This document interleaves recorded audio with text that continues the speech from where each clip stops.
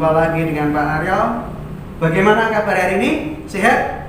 Ya, puji Tuhan, luar biasa sehat ya. Anak-anak, pagi ini kita akan kembali belajar tentang simetri lipat dan simetri putar. Mata pelajaran matematika tema 7 subtema 2. Apa itu simetri lipat? Kita lihat bersama ya. Simetri lipat adalah banyaknya cara melipat suatu bangun datar menjadi dua bagian sama besar. Jadi menjadi dua bagian sama besar persis ya. Nah, garis yang membagi sebuah bangun datar menjadi dua bagian sama besar tadi dinamakan sumbu simetri. Tetapi perlu diingat bahwa tidak semua bangun datar memiliki sumbu simetri. Nah, bangun datarnya apa saja? Ada beberapa contoh. Yang pertama, persegi atau orang menyebut bujur sangkar, tapi yang benar adalah persegi. Lalu ada persegi panjang. Kemudian ada segitiga. Nah, segitiga itu ada segitiga sama kaki, ada segitiga sama sisi, ada segitiga siku-siku, ada segitiga sembarang. Lalu ada belah ketupat, ada lingkaran. Nah, nanti kita akan lihat bersama. Nah, sekarang perhatikan gambar berikut. Nah, ini gambar apa, anak-anak? Iya, ini adalah gambar persegi. Kita lihat. Di situ ada angka 1, 2, 3, dan 4. Nah, angka 1 itu adalah garis-garis potong-potong yang membagi dua bagian secara diagonal. Nah, ketika garis itu kemudian dilipat sama besar, akan menjadi dua bagian yang sama besar. Lalu yang kedua, nah, ada garis lagi ini, ada ketiga, ada 4. Nah, berarti itu namanya apa? Persegi ini memiliki 4 simetri lipat. Maka kita lihat garis-garisnya ini disebut sumbu simetri, maka ini juga disebut ada 4 sumbu simetri. Kita lihat berikutnya. Nah, ini gambar apa? Iya, ini adalah gambar persegi panjang. Kita lihat. Ketika ditarik garis horizontal dan garis vertikal, nah, maka ini akan membagi bangun persegi panjang ini menjadi dua bagian yang sama persis. Tetapi apakah ketika kita tarik garis diagonal bisa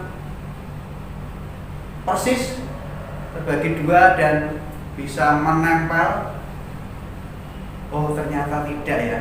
Maka pada bangun persegi panjang hanya memiliki 2 simetri lipat dan juga 2 sumbu simetri. Nah, sekarang akan kita lihat bangun segitiga. Nah, kok berbeda ya? Yang berwarna kuning disebut segitiga sama kaki.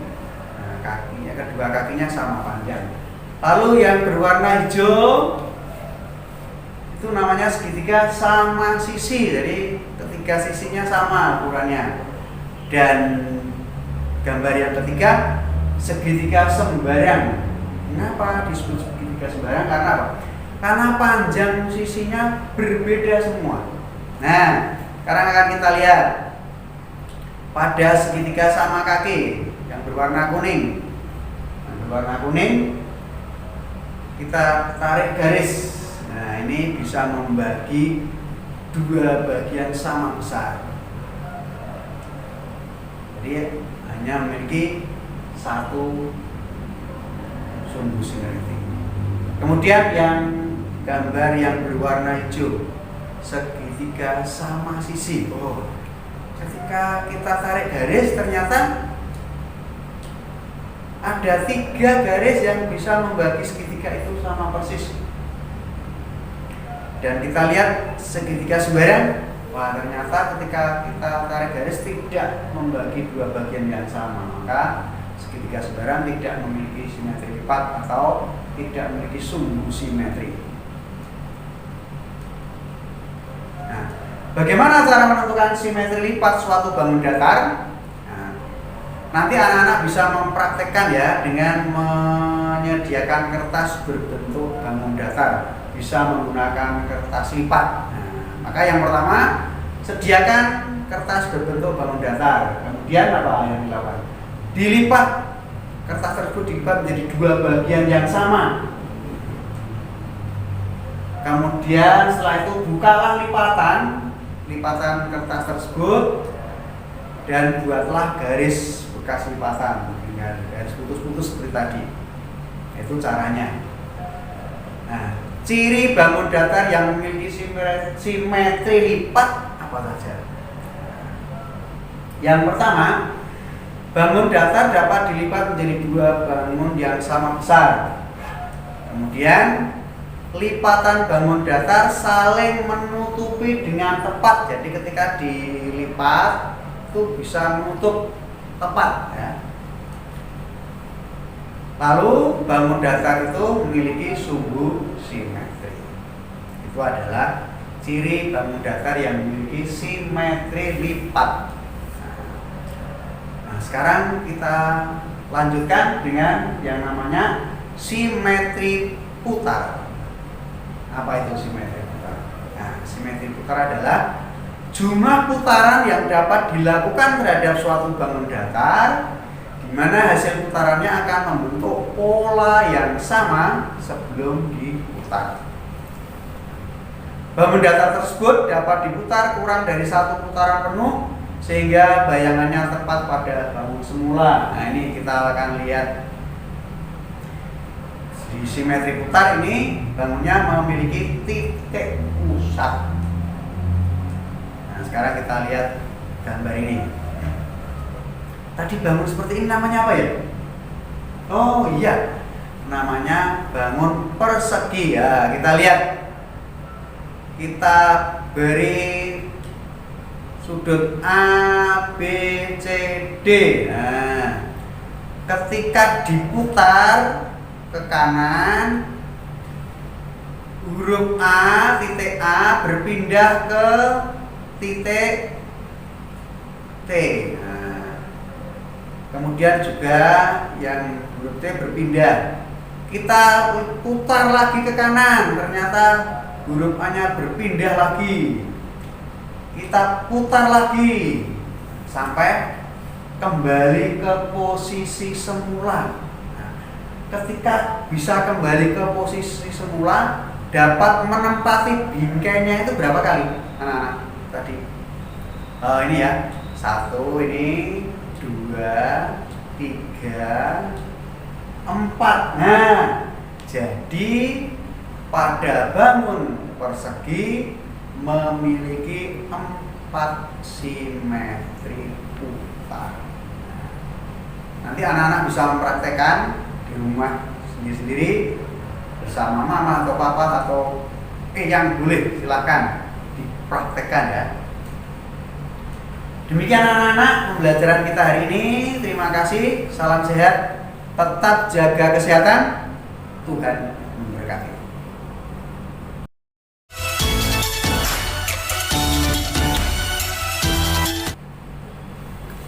Halo bocah-bocah, ketemu meneh karo Pak Wawan. Dino iki adewe arep sinau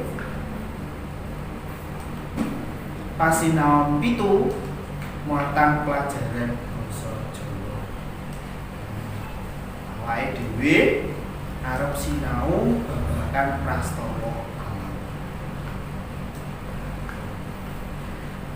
Prastawa alam yo kuwi sawijining kedadian alam kang dumadi ana sawijining panggonan lan nglibatake wong apa wae sing ana ing donya iki.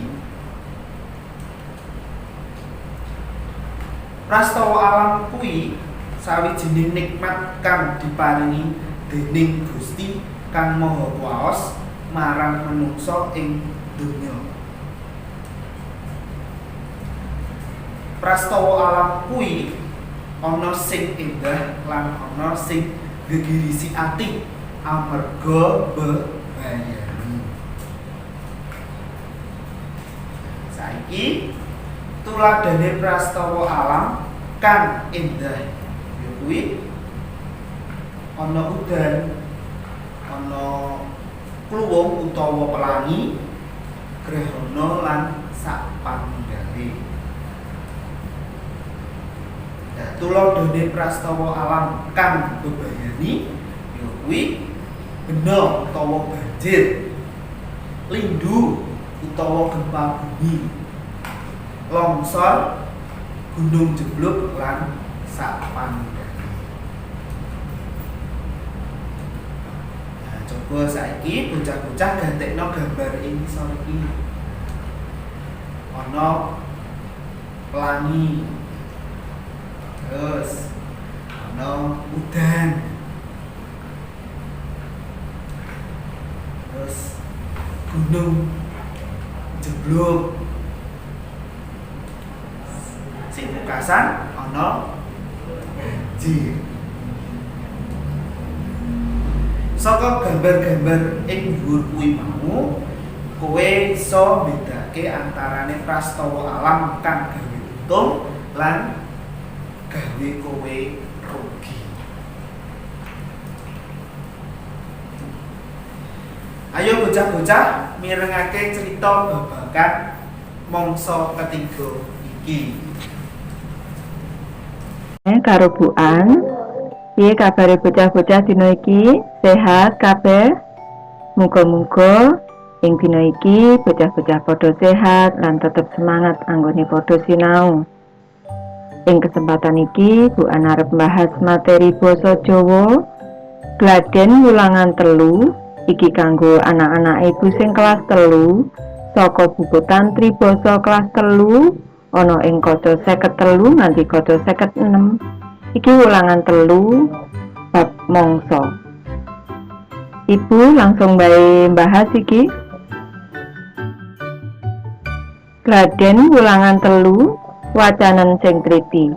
Mangsa ketiga. Mangsa ketiga kadang kala dirasakake abot banget dening masyarakat. Akeh wong sing kangelan golek banyu resik. Sumur-sumur padha asap. Saliyane iku para tani padha bingung amarga sawahe padha nela. Saluran irigasi garing ora ana iline banyu babar pisan. Tetuwuhan kaya dene palawija padha mati amarga ora kumanan banyu.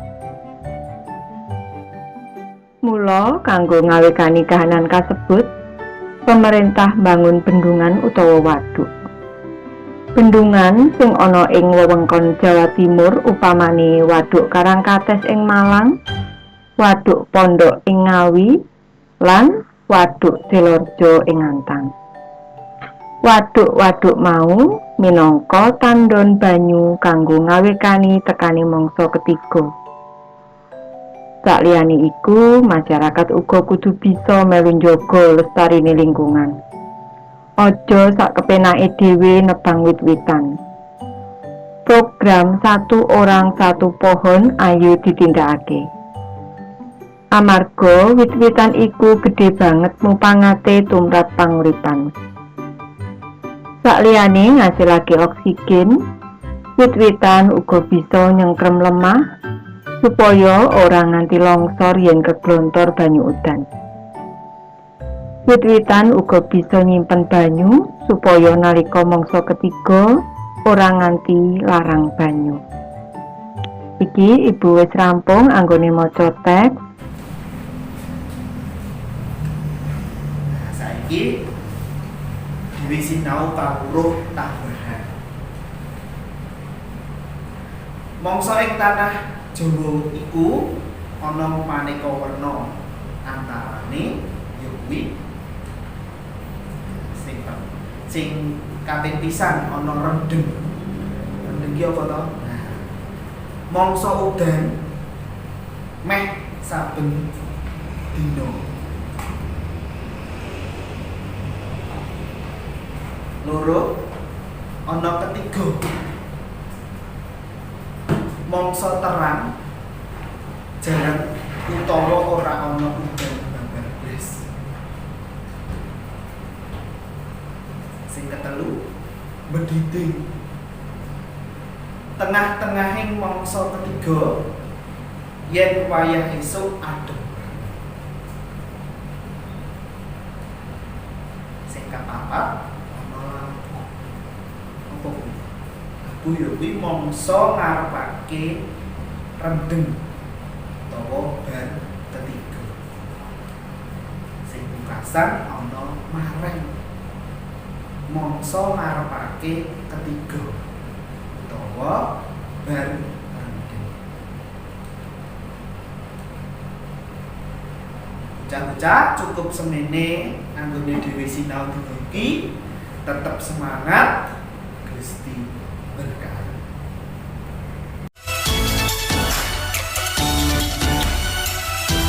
Halo anak-anak, selamat pagi. Hari ini bersama Bu Feni, bersama-sama kita akan belajar PPKN tema 7 subtema 2. Materinya adalah tentang keberagaman di sekolah. Di Indonesia terdapat keberagaman suku bangsa yang memiliki pakaian tradisional dengan ciri khas masing-masing. Nah, sekarang coba anak-anak perhatikan contoh keberagaman suku bangsa teman-teman yang ada di sekolah. Nah, di sini ada dua anak yaitu bernama Komang dan Siti. Nah, Komang berasal dari Bali dan memakai baju tradisional Bali. Anak-anak perhatikan seperti apa baju tradisional Bali. Dan yang di sebelahnya Siti berasal dari Padang dan memakai baju tradisional Padang. Selain keberagaman suku bangsa, terdapat juga keberagaman lainnya. Apa saja contohnya? Ada perbedaan sifat, ada perbedaan ciri fisik, ada perbedaan hobi, makanan kesukaan, dan masih banyak lagi ya nak. Kalau coba anak-anak perhatikan teman-teman sekelas anak-anak, nah pasti ciri fisiknya berbeda-beda ya. Ada yang tinggi, ada yang pendek, ada yang berkulit putih, ada yang berkulit hitam, ada yang rambutnya lurus, ada yang rambutnya keriting. Nah, walaupun berbeda, kita tetap harus saling menghargai dan hidup dengan rukun. Nah, cara menyikapi perbedaan yang ada dibutuhkan sikap toleransi. Apa itu sikap toleransi? Toleransi adalah sikap saling menghargai adanya perbedaan, adanya keberagaman.